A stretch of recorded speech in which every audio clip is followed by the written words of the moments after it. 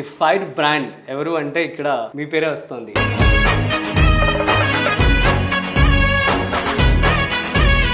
ఒక్కసారి గెలవడమే చాలా కష్టంగా ఉంది, అలాంటిది వరుసగా గెలవడం అంటే చాలా గొప్ప విషయం అని చెప్పాలి. అసలు అంత నమ్మకాన్ని మీరు ఎలా పొందారు ప్రజల్లో? ప్రజల ప్రేమ అనేది ఏమంటే వచ్చినప్పుడు పలకరించి వాళ్ళు కూర్చోబెట్టి మాట్లాడించి వాళ్ళకి ఏ కష్టాలు ఉన్నాయో తెలుసుకున్నవాడే నాయకుడు. కట్టా కట్టా నుంచి కట్టుతూకే నీళ్ళు అన్నొచ్చాడంటూ సంబరంగా. ఈ నియోజకవర్గంలో ఎలాంటి అభివృద్ధి జరిగింది సార్? ఇంతకు ముందు ఎలా ఉండేది పరిస్థితి? మీరు వచ్చిన తర్వాత అసలు ఏం జరిగింది? మేము వచ్చిన తర్వాత మాకు ఇక్కడ ముఖ్యంగా సాగునీరు తాగునీరు.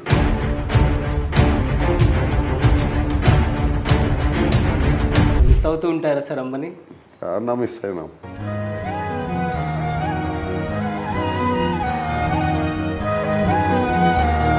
మీకు రాజశేఖర్ రెడ్డి గారికి మీకు సాన్నిహిత్యం కూడా ఉన్నట్లుగా తెలుస్తోంది. చాలా హ్యాపీగా ఉంటుంది ఆయనతో వెళ్ళాలంటే ఇంకొక భక్తులకు వెళ్ళాలనిపిస్తుంది.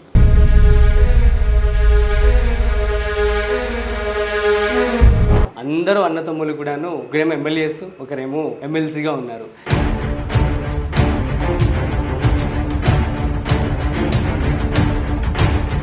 సో మీ తాతగారికి కూడా ఆల్ ది బెస్ట్ చెప్పండి. ఓకే, ఆల్ ది బెస్ట్ తాత. Thank you. సిద్ధంగా ఉండు తాత.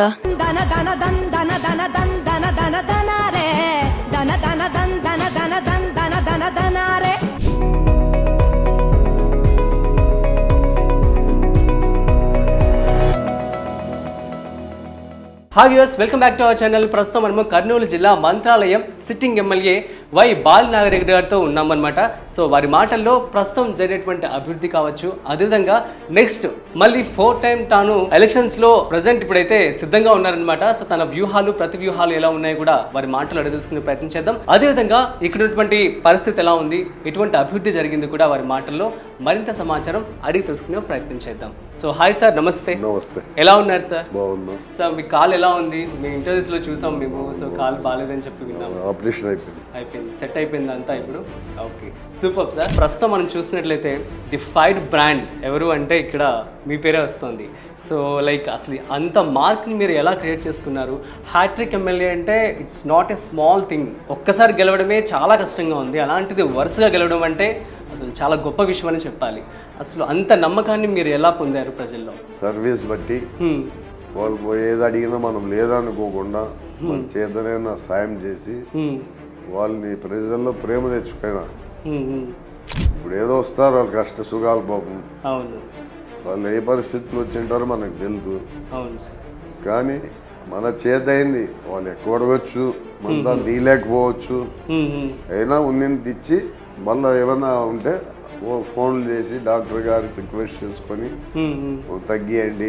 స్కూల్స్ అయితే స్కూల్స్ వాళ్ళకి, ప్రిన్సిపాల్స్కి వాళ్ళకి ఫోన్ చేసి చెప్పి తగ్గియండి, బీదవాళ్ళు, నా కాన్సెన్స్ వాళ్ళు, పేదవాళ్ళు నేను ఇస్తున్నాను చెప్తే ఏదో వాళ్ళు కూడా బాబు హెల్ప్ చేస్తున్నారు. ఆ రకంగా వాళ్ళకి ఏదో చేసుకుంటూ పోతున్నాము. ఇది ఒకటే కాదు, వాళ్ళు రాత్రి 12 గంటలు ఫోన్ చేసినా, 1 గంటలు ఫోన్ చేసినా లిఫ్ట్ చేస్తా చేసి వాళ్ళ పరిస్థితి ఏమి, ఆ టైంలో ఎందుకు ఏమనేది కూడా కాన్పులు, కొంతమంది కాన్పులు హాస్పిటల్కి పోవాలంటుంటారు, టకాన్ తీసుకోరు అక్కడ ఆ టైంలో, కర్నూలు పంపి అంటారు. ఆ టైంలో డాక్టర్లతో మాట్లాడి కర్నూలుకి ఈ టైంలో ఇప్పుడు ఎట్లా పోతారు వాళ్ళు చూస్తుండేది ఇక్కడ అంతా కూడా పరిస్థితి కాదు. మీరు ఆ దోన్లోనే పెట్టుకోండి.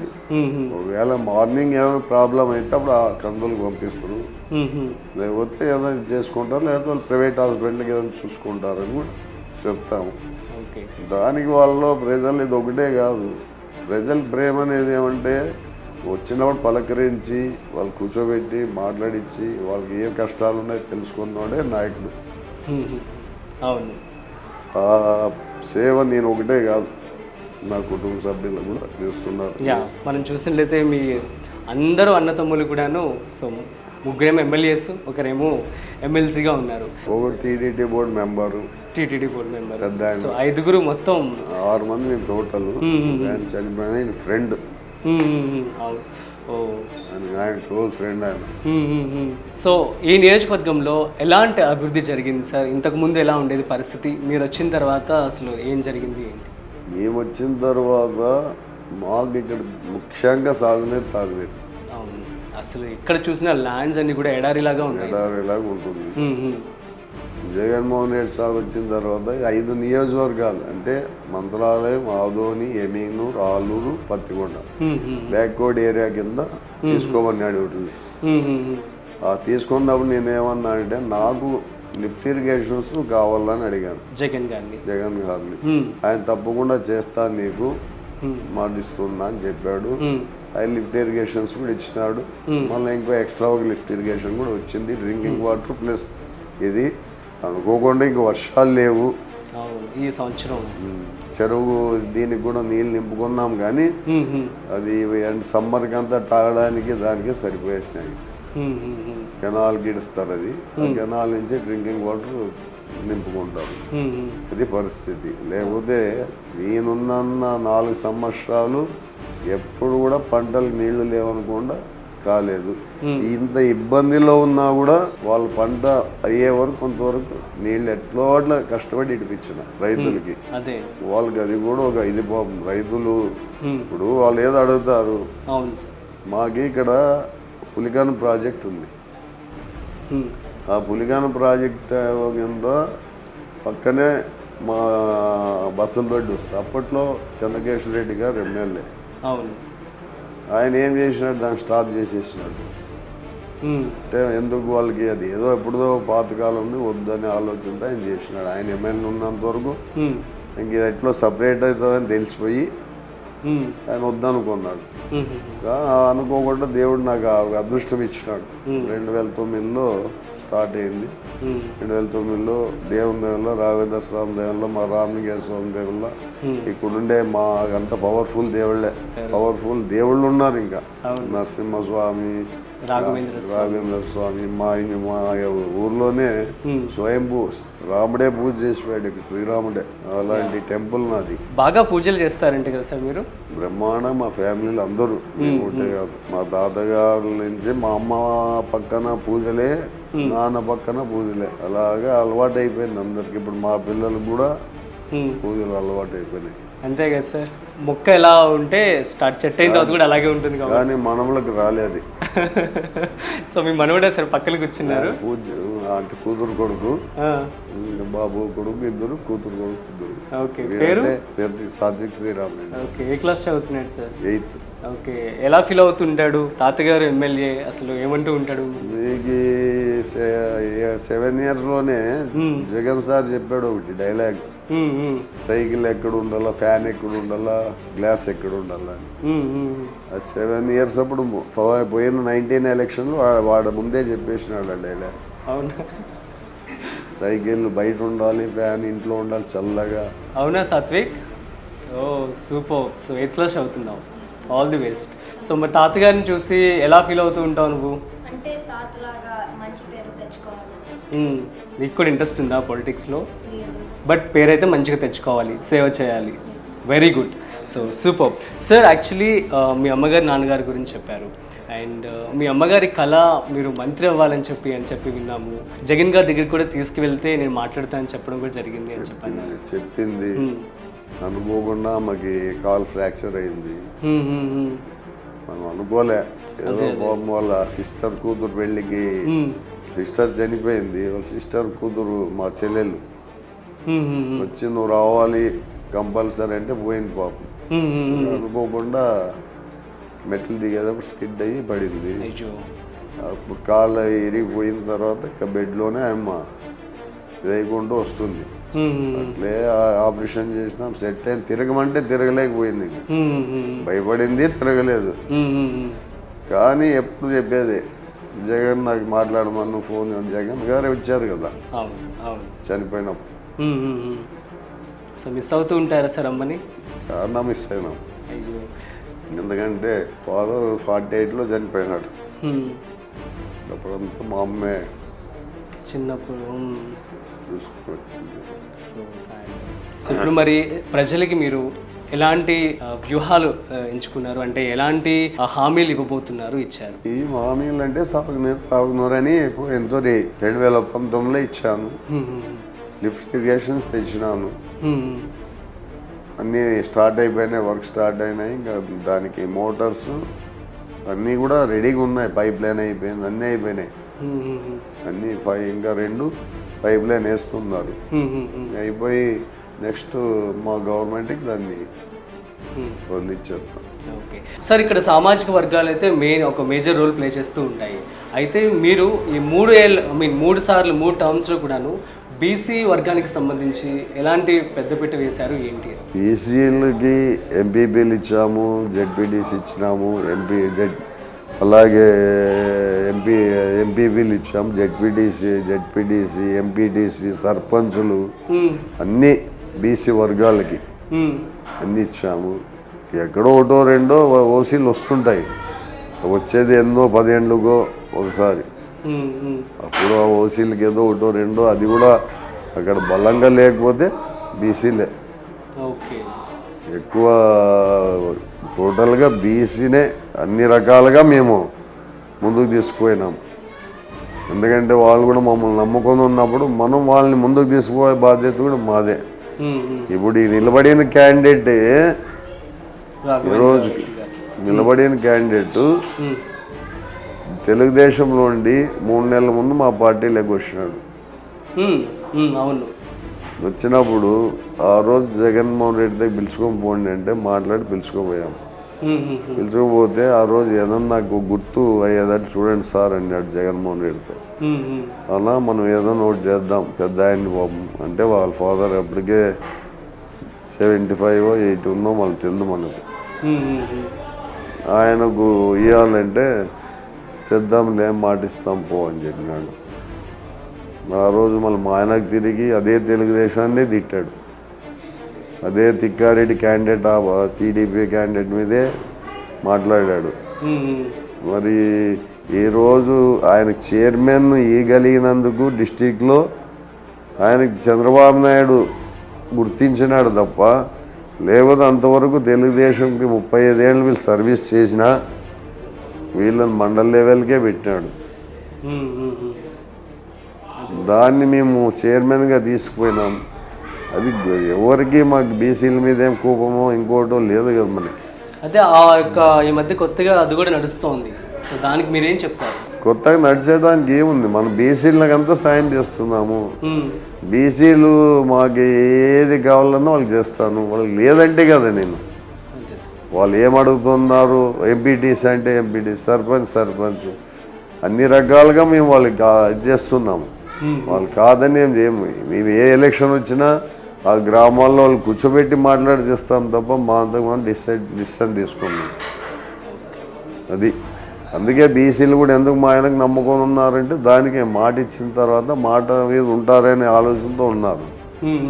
అంతే తప్ప మాట లేకపోతే మా దగ్గర కూడా ఎవరు ఉండరు. ఆ మాట నిలబెట్టుకుంటున్నాము. నేనైతేమి, మా బ్రదర్స్ అయితేమి, మా అన్న కొడుకు అయితే, నా కుమారుడు అయితే, ఎవరైనా కానీ ఇంకా మాకు తెలియకుండా మా పిల్లోళ్ళు ఇంకా ఎన్నో రకాలుగా వాళ్ళకి హెల్ప్ చేస్తూనే ఉన్నారు. నాకు తెలియకోకుండా మా అన్న కొడుకైనా నా కొడుకైనా వాళ్ళు చేస్తున్నారు. నిన్న ప్రచారం పంపిస్తే 5 విలేజ్లు నాకైతే ఒక 8 గంటల్లో బయటకు వచ్చేస్తాను. నేను రోడ్ షో చేసేసి మాట్లాడి బయటకు వచ్చేస్తా. మా వాడు నిన్న 5 విలేజ్లు చేయమంటే 3 విలేజ్లే రాత్రి 9:30 అయిపోయింది. వాళ్ళ కోరికలు ఏముందో అన్ని మాట్లాడి చేసుకుని వచ్చినాడు. ఇంకా మా అన్న కొడుకు అంటావా, వాడు అదే పని బాగా అంటే అనుభవం నాయనకుండి బాగా అనుభవం అయినాడు. మావాడు ఆ అనుభవం లేకుండా వాంత సొంతంగా వాడు రాజకీయంగా వాడు ఆలోచన వాని కథ వాని వేరే డిఫరెంట్.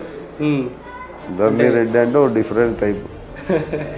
అంటే ఏంటి సార్, లైక్ ఇంకా ఎక్కువ సేవ చేయాలని చెప్పి ఇంకా ఎక్కువ మాకంటే ఎక్కువ చేస్తాడు. ఇప్పుడు నువ్వు వానికి ప్రజలకి వచ్చినప్పుడు 10 రూపాయలు సాయం చేయాలనుకుంటే 20 రూపాయలు ఇస్తాడు. ఆయన తత్వం అది. లేకపోతే హాస్పిటల్స్కి ఆయనే పంపించి సొంతంగా ఖర్చు ఎంత ఏందో భరిస్తాడు. ఎవరు ఇల్లు కట్టుకుంటారంటే సిమెంట్ మూటలు ఎత్తేస్తారు. ఇప్పటికి ఇప్పుడు ఆయన బయటికి పోతే నాకంటే ఆయనకి ఎక్కువ ఫాలోయింగ్ ఉంది. వాళ్ళిద్దరికే. మరి నెక్స్ట్ ఎలక్షన్స్కి ఆ తర్వాతకి ఏమన్నా వాళ్ళు పార్టిసిపేట్ చేసే ఛాన్స్ ఉంటుందా సార్? వాళ్ళు ఏదంటే మా వానికి ఎమ్మింగ్ మీద కొంచెం ఎక్కువ ప్రేమ, ఓకే. పోవాలని. కానీ మేము ఇంకా ఫ్యామిలీ నలుగురు మాట్లాడుకోవాల్సిందే. మా బ్రదరు, నేను, మా అన్న కొడుకు, నా కొడుకు కూర్చొని మాట్లాడుకున్నాకే ఏ డిసైడ్ చేసుకుంటాం. సో మీ అన్నదమ్ములందరూ కలిసి మీటింగ్ పెట్టుకున్నప్పుడు ఏం మాట్లాడుకుంటూ ఉంటారు సార్? లైక్ అందరూ కూడా మొత్తం పొలిటీషియన్సే కాబట్టి ప్రజలకి ఎలా సేవ చేయాలనుకుంటూ ఉంటారు, ఏంటి అసలు? ప్రజలకి ఇంక అందరూ ఒకటే ఆలోచనే కదా, ఇంకా వేరేముంటుంది, అందరూ చేసేది అదే. ఎవరు ఎట్లా జరిగింది, ఏమి ఎక్కడ జరిగింది, ఎట్లా అని మాట్లాడుకోవడం తప్ప అందరూ పాపము అందరూ సేవ చేసేవాళ్ళే. సీక్రెట్ ఏంటి సార్? లైక్ అందరూ ఎమ్మెల్యేస్ ఉన్నారు కాబట్టి. ఎమ్మెల్యే అంటే చెప్తే కదా, ఆదోళనలో అన్నున్నాడు. ఫస్ట్ మా బ్రదర్ నాన్న ఎమ్మెల్యే 83లో. ఆయన చనిపోయిన తర్వాత మా బ్రదర్ శివరామ్ రెడ్డి అని కాంగ్రెస్ పార్టీ తరఫున పోరాడాడు. ఇండిపెండెంట్ నిలబడినాడు, సీటీకి పోతే ఇండిపెండెంట్ నిలబడినాడు. ఇండిపెండెంట్ 36,000 వచ్చింది, సెకండ్ ప్లేస్. ఆ తర్వాత మళ్ళీ సీట్ ఇచ్చారు ఆయన. సీట్ ఇస్తే కాంగ్రెస్గా గెలిచాడు. గెలిచిన తర్వాత ప్రభుత్వం రాలే, కాంగ్రెస్ ప్రభుత్వం, టీడీపీ వచ్చింది 99లో. అప్పుడు మళ్ళా 2004లో ఆయనకి సిపిఐ అలయన్స్ కాంగ్రెస్ ఎస్ఓలు పెట్టుకొని కదా మన రాజశేఖర రెడ్డి అన్నవాళ్ళు. అప్పుడు శివరామ్ మాన్ బ్రదర్కి లేదు, సిపిఎం వాళ్ళకి ఇస్తాము, నువ్వు ఏదన్నా ఎమ్మెల్సీని గ్యారెంటీ చేస్తాను అంటే సరే అని ఒప్పుకున్నాడు. ఆయన బదులు ఆదోళనలో సాబ్రెడ్డికి రావడం జరిగింది. సో నెక్స్ట్ వచ్చేసి మనం చూసినట్లయితే మీకు రాజశేఖర్ రెడ్డి గారికి మీకు సాన్నిహిత్యం కూడా ఉన్నట్లుగా తెలుస్తుంది. సో తను ఎలా మీకు ఆలోచనలు పంచుకుంటూ ఉండేవారు, ఏంటి పరిస్థితి? చాలా హ్యాపీగా ఉంటుంది ఆయన. ఆయనతో వెళ్ళాలంటే ఇంకొక భక్తులకు వెళ్ళాలనిపిస్తుంది. ఆప్యాయంగా మాట్లాడడం, నవ్వుకుంటూ మాట్లాడడం, ఆయనే డోర్ దగ్గర నిలబడి ఆయనే డోర్ తీసుకోవడం, ఆయనే డోర్ వేయడం. అవునా? సెక్రటరియట్లో ఆయన ఎవరిని పెట్టుకోడా, బయట ఒకటే మనిషి ఉంటాడు అంతే, లోన్ ఆయనే నిలబడి ఎంతసేపు ఉన్నా కూడా.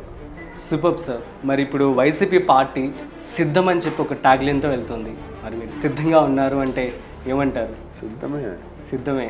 సో ఖచ్చితంగా ఇప్పటికిప్పుడు ఎలక్షన్స్ పెట్టిన ఏ క్షణమైనా సరే 30,000 ఓట్లకు పై చేలకు ఇంకా ఎక్కువే మీకు ఓట్ బ్యాంక్ ఉందని చెప్పి సొంతగా మీరు అటెండ్ అయినా సరే కూడాను జనాలు మిమ్మల్ని యాక్సెప్ట్ చేస్తారు, మీరే విన్ అవుతారని చెప్పి కూడా అందరూ చెప్తున్నారు ఇక్కడ.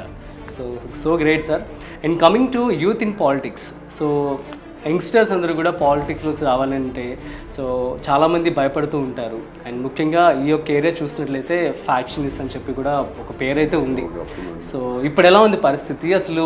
యూత్ ఇన్ పాలిటిక్స్ అంటే ఏమని చెప్తారు? యూత్ పాలిటిక్స్ అంటే వాళ్ళు ఇప్పుడు ఇంకా నేర్చుకొని చాలా ఉంటుంది. ఇప్పుడు మేము 3 సార్లు అయితేనే ఇంకా అనుభవం ఇంకా నేర్చుకొని చాలా ఉంది. ఇంకా అవును, రాజకీయం అంటే అంత బుక్ చదివినట్లే కాదు. ఆబ్వియస్లీ ఎన్నో అవమానాలు పడాలా, ఎన్నో ఇది చేసుకోవాలి, ఎన్నో ఉంటాయి దీంట్లో. అవును. ఇప్పుడు సెక్రటరీకి పోతాము, గౌరవంగా మా సార్ చేస్తాం పోంటారు, లేదు సార్ కాదు పో అంటారు. ఎన్నో రకాలు ఉంటాయి, మనం బయట చెప్పుకోలేము కదా ఇవన్నీ. అలా కూడా జరుగుతుంటాయి. మళ్ళా వాళ్ళు పై ఆఫీసర్లు వాళ్ళు మనకంటే హెడ్, మనకు ఓన్లీ ఫర్ నియోజకవర్గానికి ఎమ్మెల్యే కానీ వాళ్ళు స్టేట్కే ఆఫీసర్స్. అవును. అలా జరిగిన సందర్భం ఏదైనా ఉందా సార్? ఏది ఇంతవరకు మనం గురించి అధికారులు కూడా ఎవరు కాదు అనేది లేదు. ఓకే.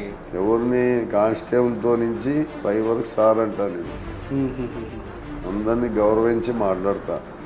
మా వాళ్ళకి ఒకటే నేర్పినాను, ఏ ఆఫీసర్ని కూడా ఎప్పుడు తిట్టొద్దండి, గౌరవంగా సార్ అనండి. ఏ పా అంటే డిఫరెన్స్ వస్తుంది, అది ఏం సార్ అనండి, కూర్చోబెట్టి మర్యాదగా చేసి పంపిస్తారు. ఇంతవరకు పాపం నేను ప్రతిపక్షంలో ఉన్నా కూడా అధికారులు అప్పుడు నాకు సాయం చేశారు. ఎందుకంటే ఆ మంచితనాన్నే, అధికారంలో ఉన్న ఒకటే, అధికారం లేనా ఒకటే ఉంటాను నేను. అధికారం ఉన్నప్పుడు ఏ రావయ్యా పోవయ్యా అని పిలుచుంది, ఒక ఎస్ఐని కూడా సార్ అనే పిలుస్తాను. కొంతమంది ఏమైపోతారంటే ఎమ్మెల్యేలు అయితేనే పేర్లు పెట్టి పిలిచేది అలవాటు అయిపోతుంది. పద్ధతి కాదు అది మనకి. గౌరవించాలి, వాళ్ళు ఆఫీసర్స్. సరే మనకేదో సెల్యూట్ కొడుతున్నారని మనం దాన్ని చీప్గా తీసుకోవడం తప్పు. మంచి పాయింట్ చెప్పారు సార్. చూస్తున్నాం కదా, సో అందరినీ కూడా గౌరవించాలని చెప్పి దాన్ని చెప్పడం జరుగుతుంది. So super sir. Sir next వచ్చేసి బిజినెస్ సంబంధించి ఇప్పుడు ఇక్కడ చూసినట్లయితే చాలామంది కేవలం వర్షాలు పడకపోవడం వలన కావచ్చు, అండ్ స్టార్టప్ కంపెనీస్ లేకపోవడం కావచ్చు, అందరూ వలసలు వెళ్తున్నారని చెప్పి ఒక వలసలు అనేది ప్రతి నియోజకవర్గాల్లో ఉన్నాయి. అంటే ముఖ్యంగా ఈ యొక్క ఏరియాస్లో ఎక్కువగా ఈ యొక్క ఏరియా అంటే ఇక్కడ ఉండేది 2 ఫ్యాక్టరీలు ఉన్నాయి. ఒకటి అదాని ఫ్యాక్టరీ, ఒక స్టీల్ ఫ్యాక్టరీ మాధవరంలో. వాళ్ళు ఎంతవరకు తీసుకోగలరు? ఒక 50,000 మెంబర్స్ని 1,000 మెంబర్స్ని తీసుకోగలరు. మిగతా వాళ్ళంతా తీసుకోలేరు కదా. అవును, అంటే కొత్త ఫ్యాక్టరీస్ కానీ కంపెనీస్ కానీ ఏమైనా తీసుకొచ్చి అంటే ఎవడో ముందుకు రావాలి కదా ఇక్కడ. ఇక్కడ డెవలప్మెంట్ అనేది ఎక్కువ బాగా అయితే ఇక్కడ ఇంకా వస్తాయి ఫ్యాక్టరీస్. ఇది ఎట్లా అయిపోయిందంటే చాలా లోపలికి అయిపోయింది. మన డీరల్ ఏరియా మాది. ఏమంటే రాఘవేంద్ర స్వామి ఉన్నాడు కాబట్టి మంత్రాలయం అనేది ఒక గుర్తింపు ఉంది అంతే. దాన్ని బాగా తీర్చిదిద్దారు సార్, అసలు చాలా అద్భుతంగా ఉంది. ఆ గంటంతా కూడా మీకే చెంత ఉంది. నెక్స్ట్ వచ్చేసి ఇప్పుడు కొత్తగా క్లౌడ్ సీడింగ్ అని చెప్పి ఒక పద్ధతి వచ్చింది సార్.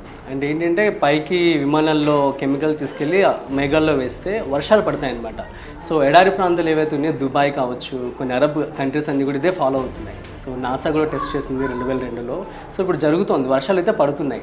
అలాంటి టెక్నాలజీ ఏమన్నా తీసుకొచ్చి ఇక్కడ ప్రయత్నం చేసే ఆలోచనలు ఏమన్నా ఉన్నాయా సార్? ఆలోచన ఉన్నాయంటే అది సీఎం లెవెల్ చేయాల్సింది, చేయాల్సిన లెవెల్ కాదు. ఎందుకంటే దాన్ని డబ్బుతో కూడిన పని. అది గవర్నమెంట్ తీసుకోవాల్సిన డిసిషన్. అది తప్పకుండా గవర్నమెంట్ 10 దగ్గర వర్షాలు వస్తున్నాయంటే వాళ్ళు కూడా తీసుకుంటారు. అందుకంటే అదృష్టం ఏముంది, వాళ్ళు కూడా కావాల్సింది వర్షాలే. రైతులకి వాళ్ళకి నీళ్లు ఉన్నాయంటే ఎవరు వేరే ఆలోచన చేయరు కదా. తప్పకుండా వాళ్ళు కూడా గవర్నమెంట్ యాక్సెప్ట్ చేస్తారు. సో గైస్, ఈరోజు వైసీపీ సిట్టింగ్ ఎమ్మెల్యే మంత్రాలయం సంబంధించి బాలనాగిరెడ్డి గారి వారి మనవడులతో ఉన్నారనమాట ఇక్కడ. సో మనవడులతో కూడా మనం మాట్లాడదాం. వాళ్ళు అంటే మనకు తెలుస్తూ ఉంటుంది కదా, హీరో వాళ్ళ పిల్లలైతే వాళ్ళు హీరో అవ్వడానికి ఇష్టపడుతూ ఉంటారు. ఐ మీన్ ఎందుకు కాదనుకున్నా ఆ ఇన్ఫ్లుయెన్స్ అయితే కాస్త ఉంటుంది. సో ఈ పిల్లలందరూ కూడా ఇక్కడ వాళ్ళ తాతగారు ఇంటర్వ్యూ ఇస్తుంటే ఎంత ఇంట్రెస్టెడ్గా ఉన్నారు అనమాట. సో వాళ్ళకు కూడా వాళ్ళ తాతగారిని చూసి వాళ్ళు ఎలా ఫీల్ అవుతున్నారు, అసలు వాళ్ళ యొక్క వ్యూస్ ఏంటో అడిగి తెలుసుకునే ప్రయత్నం అయితే చేద్దాం ఒకసారి. So hi all. హాయ్, ఎలా ఉన్నారు అందరూ? బాగున్నారా? సో నీ పేరు? సాత్విక్. నీ పేరు? భీమా. కార్తికేయ. So fine. తాతగారు ఎలా ఉంటారు ఏంటి అసలు మీతో? తాతగారు అందరితో బాగుంటారు, మాతో కూడా సేమ్ ఉంటారు. రాత్రి 12 అవుతుంది తాత పనుకోవడానికి. ఏ టైంకైనా ఫోన్ మాట్లాడతాడు. మార్నింగ్ నుంచి రాత్రి వరకు ఫోన్స్ మాట్లాడతాడు. మా అందరితో లైక్ ½ అవర్ స్పెండ్ చేస్తాడు. సరిపోతుందా మీకు? సరిపోతుంది. డాగ్ తో కూడా స్పెండ్ చేస్తాడు. తాత ఇంకా ఫీల్ అవుతాడు నేను స్పెండ్ చేయట్లేదు టైం అని. ఇంకా మాట్లాడాలి అందరితో, ఇంకా బాగుండాలి, ఇంకా నేను ఇంకా గ్రో కావాలి అని ఆలోచిస్తుంటాడు. తను గ్రో అవ్వాలని చెప్పి మమ్మల్ని కూడా గ్రో చేయాలని. ఓకే. సో ఏమవుదాం అనుకుంటున్నావు పెద్ద అయిన తర్వాత? బిజినెస్. ఓ, బిజినెస్ చేయాలి. అడిగా మా తాతగారిని బిజినెస్ సంబంధించి ఎలా చేయాలి. నేను కోర్స్ చేసా అప్పుడే 8th క్లాస్లోనే. ఏం కోర్స్ చేసావు? Early steps academy. ఏం నేర్చుకున్నావు అక్కడ? అంటే లైక్ నువ్వు ఆంటర్ప్రెన్యూర్ ఎలా అవ్వాలని లైక్ నేర్పిస్తారు. నువ్వు బిజినెస్ డీల్స్ ఎలా చేసుకోవాలి, నువ్వు బిజినెస్ని ఎలా అండర్స్టాండ్ చేయాలి, నువ్వు క్రియేట్ చేస్తే దాన్ని లైక్ అందరు ఎలా కొనుక్కోవాలి, అలా ఎలా చేయాలని నేర్చుకున్నాను. అవునా? Wow, super. అయితే సరే, మరి తాతగారికి నువ్వు సజెషన్స్ కూడా ఇస్తూ ఉంటావంటే కదా? ఎస్, అంటే లైక్ తాతగారి దగ్గరికి లైక్ ఎలక్షన్ ప్రోడక్ట్స్ అమ్మడానికి వస్తే లైక్ నేను క్వశ్చన్స్ అడుగుతుంటా, లైక్ కొన్ని వాళ్ళు చెప్పలేనివి. సో లైక్ ఇప్పుడు వాళ్ళు ఒక బ్యాగ్లో లైట్ పెట్టారు ఓట్ ఫర్ ఫ్యాన్ అని. నేను అంటే దాని LED లైక్ చైనా పీసే కదా, మీరు అక్కడి నుంచి తెచ్చారు, సో దాని వారంటీ అవన్నీ ఎలాగని అడుగుతుంటా. వావ్, గ్రేట్ గ్రేట్ అండి. సో నెక్స్ట్ నువ్వు టెల్ మీ, నువ్వేమవుతావు? క్రికెటర్ అవుతావు? Who is your favourite cricketer? MS Dhoni. ఓ, ఎందుకు MS ధోని?